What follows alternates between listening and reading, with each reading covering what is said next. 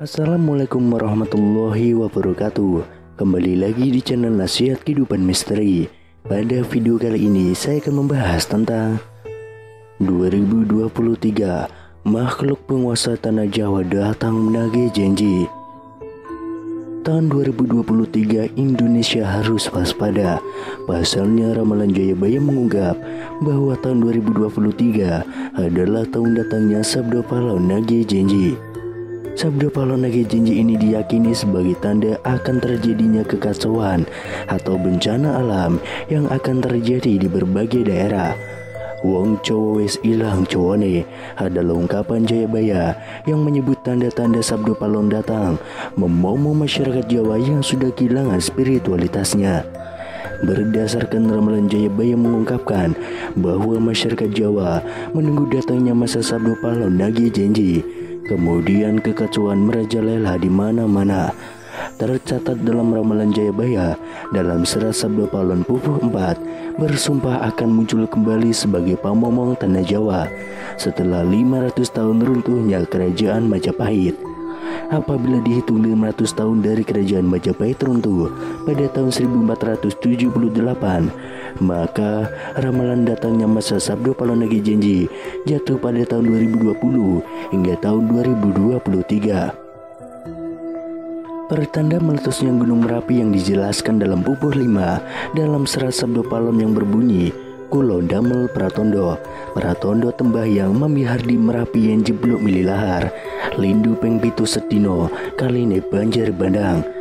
Yang artinya, saya akan membuat pertanda sebagai janji tugu saya apabila Merapi sudah meletus mengeluarkan lahar dan terjadi gempa bumi 7 kali dalam sehari, serta banjir bandang akan datang. Kemudian dalam serat Sabda Pahlawan Pupuh 13 disebutkan akan ada ombak munggah daratan yang artinya merujuk pada sebuah bencana tsunami. Berdasarkan Pupuh 11 dalam serat Sabda Pahlawan disebutkan panggeblu enggang pinangkung lelorong ngombro-ngombro enjang sugeng sonten praloyo yang artinya akan datang wabah mengerikan merajalela di mana-mana. Paginya orang-orang masih hidup, sorenya banyak yang mati. Selain itu, akan ada juga kejadian sosial di mana perpolitikan akan memanas di tanah Jawa sehingga Indonesia menjadi carut-marut. Hal tersebut lantaran adanya egosentrisme dan eksploitasi yang semakin parah. Disebutkan juga bahwa moral masyarakat Jawa banyak yang rusak. Dalam ramalan jangka Jayabaya bahwa masa Sabda Pahlawan Nagih Janji ini akan terus menimbulkan kejadian alam dan sosial yang bakal terjadi secara terus-menerus hingga tahun 2056 berdasarkan hitungan waktu yang sudah diperkirakan. Tidak hanya tentang wilayah Pulau Jawa yang disebutkan oleh Sabda Pahlawan dalam ramalan jangka Jayabaya, tapi masa Sabda Pahlawan meliputi satu Nusantara atau satu Indonesia. Itu artinya dari Sabang sampai Merauke diramalkan sama-sama akan mengalami kejadian bencana alam dan sosial yang sama. Datangnya rentetan peristiwa tersebut akan terjadi secara beruntun atau silih berganti dan tidak menentu. Perlu diketahui, Sabda Pahlawan merupakan tokoh legendaris, pandito, penasihat kerajaan Majapahit, penguasa terakhir yang beragama Buddha dari kerajaan Majapahit di Pulau Jawa. Beberapa ramalan Jayabaya terbukti pada beberapa dekade terakhir. Namun sebagai masyarakat, kita tetap berdoa dan berikhtiar agar Indonesia selalu aman dan damai tanpa ada bencana di tahun 2023.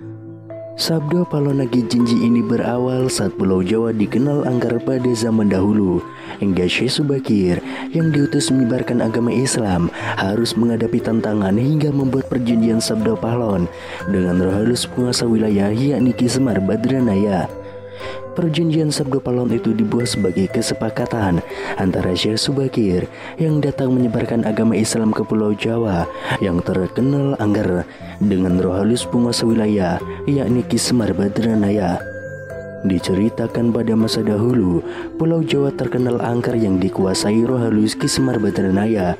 Kedatangan Syekh Subakir yang diutus oleh Sultan Turki, Sultan Muhammad I untuk syiar agama Islam. Setelah keduanya terlibat pertempuran dan sama-sama kuat, Syekh Subakir dan Ki Semar Badranaya akhirnya membuat kesepakatan melalui sebuah perjanjian yang disebut Sabdo Palon. Namun kedatangan Syekh Subakir dalam melakukan syiar Islam di Pulau Jawa saat itu harus mendapat rintangan hingga harus membuat perjanjian dengan Ki Semar Badranaya sebagai roh halus bagi Danyang atau penguasa wilayah Tanah Jawa. Syekh Subakir dikenal sebagai orang yang berhasil menembali Pulau Jawa yang terkenal angker dan wengit pada dahulu kala. Saat itu, Sultan Turki, Sultan Muhammad I mendapatkan petunjuk untuk melakukan penyebaran Islam di Pulau Jawa, sebuah tempat di Tanah Jawa yang dalam pengaruh magis begitu kuat. Mulai dari jin hingga setan menghuni setiap sudut Tanah Jawa yang saat itu masih berbentuk hutan belantara. Diutuslah rombongan para alim ulama untuk mendatangi Pulau Jawa guna melakukan syiar Islam. Namun alangkah terkejutnya Sultan Muhammad I karena hampir seluruh rombongan tersebut tewas akibat perbuatan para lembut penduduk Tanah Jawa yang tidak mau menerima ajaran Islam. Namun petunjuk harus dijalankan sehingga utusan berikutnya dikirim ke Pulau Jawa yang angker itu. Sosok utusan itu terkenal alim, ahli ruqyah, memiliki kemampuan untuk berinteraksi dengan dunia gaib. Bahkan sosok ini memiliki keahlian dalam membaba tanah yang angker. Dialah Syekh Subakir yang memiliki nama asli Syekh Tambu Ali bin Syekh Bakir, berasal dari tanah Persia atau yang sekarang lebih dikenal dengan negara Iran, yang langsung berlayar ke Pulau Jawa atas perintah Sultan Muhammad I. Sesampainya di Pulau Jawa, Syekh Subakir langsung menuju ke Gunung Tidar yang diyakini sebagai titik pusat dari Tanah Jawa. Di puncak gunung ini, Syekh Subakir memasang tumbal berupa batu hitam yang sudah diraja.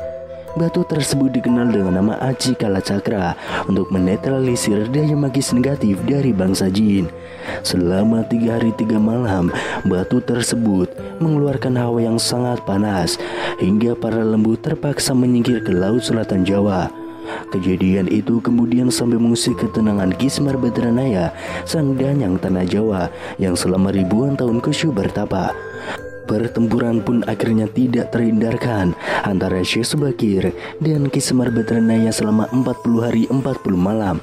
Namun selama pertempuran itu keduanya sama-sama kuat, sampai akhirnya Ki Semar Badranaya menawarkan perundingan kepada Syekh Subakir, yang mana menghasilkan sebuah kesepakatan perjanjian yang terkenal dengan sebutan Perjanjian Sabdo Palon. Setelah Syekh Subakir menyampaikan maksud kedatangannya ke Tanah Jawa guna menyebarkan ajaran Islam, Ki Semar Badranaya pun memperbolehkannya dengan beberapa syarat. Dan kalau syarat itu dilanggar, maka Sabdo Palon akan datang untuk menagih janjinya.